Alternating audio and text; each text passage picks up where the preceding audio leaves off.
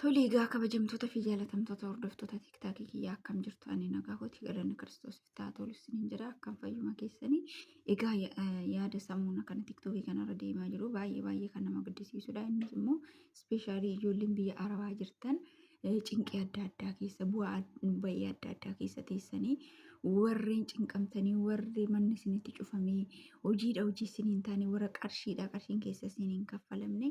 Egaa rakkinni kun hunduu walirratti cimee baay'ate gaafa jedhee ijoolleen lubbuu keessan balleessate jirtu maaliif akkas gootu kun maaliif ta'uu qaba lubbuu keessan hin balleessinaadha namni tokko lubbuu waaqayyo isin keessa kaa'etu uume kana waaqayyo harka isaatiif fudhata malee lubbuu keenya balleessuudhaaf ofirratti aangoota akkayyuu hin qabnu jechuudha aangoo kana erga lubbuu keenya balleessine taanaan immoo gara jireenya bara baraa gara du'aatti deemna malee gara gannataatti miti kan deemtanii jechuudha. Asii waan boqottas isinitti fakkaata gaafa lubbuu keessan baastan garuu ibidda isa caalutti deemtu jechuudha. Lubbuu keessan hin baasina. Maaliif jireenya rakkinatu hin dabarre moo iyya madaamiti soo ta'e waggaa 2 waggaa 3 yoo baay'ate waggaa 4 isaan achi madaaminis hin beektu atis madaamite hin beektu gara biyya keetii hojjettee galta. Waaqayyo nu milkeessee hojjennee milkiidhaan yoo galle galanna rabbiif haa ta'u. In ta'u taanaan immoo ijoollee gara biyya keenyattis yoo galle garuu wanna guyyaa tokko nyaannu dhabna akkana namni nyaata guyyaa tokko ittiin oolu dhabee godaane in jira. Jireenya adda ta'e tokko jireenya gaariin jiraadha jireenya boruuti jenneeti godaanne miti. Kanaafuu maaliif tasgabbii hin qabaanne maaliif lubbuu keessan balleessitu yaa jiran. Keessattuu ijoollee kiristaana taatanii masqalii tokko lama fannoo morma keessan irratti gootaniit of ajjeestu. Gaafa gammaddanii gabbaatanii sirbitu gaafa jettanii gabbaatanii faarfattu mee amantaan kun lapheedhuma keenya keessatti haa ta'u mee dura nuti lubbuun keenya rabbii waliin wal argitu mee gaafa cinqamtan gaafa gadditan gaafa beeloftan gaafa wanna qabattan dadhabdan waaqayyotti bu'aa waaqni samiirra nama dhagaa. Maalantee lubbuu keessan balleessitu ijoollee inkaan rakkina isinarra keessa jirtan kanaa miti laftii fi samiiniyyuu hin darbakkoo. Maaliif hin tasgabboofne isin? Maaliif lubbuu keessan balleessitu? Hin darbu rakkinarra keessa jirtan kun gaddi keessa jirtan kun hin darbu. Obsa maaliif hin qabaan?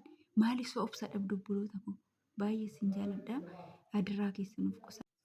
Kanaafiyyuu lubbuu keessan hin balleessinaa. Lubbuun keessan waan qaaliidha. Biddeenarra hojjenneen arganna jenneetu dhufne kana caala lubbuun keessan qaaliidha ijoollee koo. Kana bira immoo gaafa duutan immoo reeffi keessan nagaan dafee galu ji'a 6 ji'a 7 ji'a 8 firiijii keessatti turturtu. Maatiin keessan akkasumatti gubatu garaa isaanii beektu aadaan biyya keenya namni maatii jalaa du'e tokko reeffa daa'ima isaa ta'u maal reeffa sana gaafa awwaale maatiin kan boqonnaa argatu. Kana waan ta'eef maaliif maatii keessanis gubdu garaa isaanii maaliif ofii keessaniifis of hin jabeessinee hundumtuu hin darbaa obsaadhaa of hin ajjeesinaadhaa hojjedhaati mee qarshiinuu isiniin kaffalamin mee maaluun jedhin waaqayyo waan isinii qopheesse qaba qormaata kana gaafa dabartan qormaata kana booda rabbi wanna isinii qopheesse tokkotu jira rabbi wanna isinii yaade tokkotu jira kanaafiyyuu obsaan harka waaqayyo eeggadhaa namni waaqayyo eeggate yoomiyyuu hin qaana'u kanaafiyyuu obsaa kiristaana ta'uun keessan laphee keessan keessatti haa ta'u boo'aa rabbitti waaqayyoon kadhadha waaqayyo sin dhagaa jireenya keessan kan hin jijjiira guyyaa tokko waaqayyo sinii owwaata waaqayyo na dhaga'uu dide jettaniitu lubbuu keessan baasuu hin naqina bakka hin jijjiiramina mee gara biyyaa galaa zimmedhaatu kadhattaniitu nyaattu humna yoo qabaattan immoo fayyaa yoo qabaattan immoo hojjettanii of jijjiirtu isarra dabartanii immoo maatii keessaniyyuu hin jijjiirtu kanaafiyyuu obsaa qabaadhaa lubbuu keessaniin balleessinaa asittis gubattanii achoo deemtanis abidda keessa gadi buutu homaa boqonnaan hin jiru bakka waaqayyo garuu gaafa fedhiisaa ta'e lubbuu keenya inni hin kaasa fedhiisaa hin taane taanaan immoo qormaata keessa hin jiran maalisin qormaata akka iyyoobu qormaata san keessa darbee koo waaqayyo guyyaa tokko seenaa isaa jijjiire maaliif hin obsin Meesi nama qormaata akka iyyoo bitu sin qabate iyyoowwan ittiin dhagna isaa wooqqa turree qeessarree dhabeekko galii cabsee galiidhaan of wooqatii ture iyyoo. Sin maaltu isinitti gadi bu'eme? Bakakkaa maaltu samii irraa gadisti isin bu'eeti? Bakka waanuma xiqqoo takka ol utaaltanii an uffannistanii laphee keessan foon keessan lubbuu keessan baastanii sin musliimotaa miti biyya Arabaatti awwaalamuu hin dandeessan. Reefi keessan galuudha ji'a 8 eeggata.